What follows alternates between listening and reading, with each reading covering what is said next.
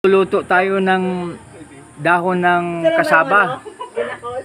So ito daw po mga kaibigan pag mag-ano. So iyon siya.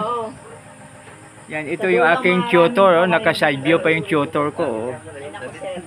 Ito po, ang tutor ko, naka-side view pa. Ayan, yan.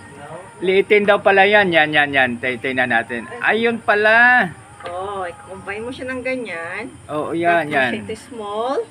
Ayan, o, diba? Wow! Nakakukuha, kawayan. Doon na sa... Mahirap siya kumuha. Doon. Oo. Ayan. Mahirapan ka daw dyan kumuha. Tapos, pigain pa ito mamaya. Pigain? Alin? Ito pigain, hindi na. Oo. Pwede rin hindi na. Hindi na pinipigay kung wala yung patasing lasa. Yan. Para masarap. Huwag ng pigain mga kaibigan, no? Para yung lasa. Pero ilaga pa ito ng matagal, mga ilang minuto. Ang bilis lang maluto yan, sir. Mabilis lang po siya. 10 minutes lang yan. Wow. Mabilisan lang yan. Sardinas ang sa home. Tapos.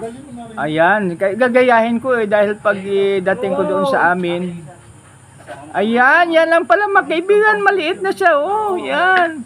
Pero siyempre bago natin hiwain, tingnan muna baka mayroong mga aphids or what. Oo, isa-isa mo yung ganun yan. O isa-isahin yan. So very strict kasi yung tutor ko. Kasi may pwede siya magsalita ng Espanyol. Tapos pwede magsalita ng English, no?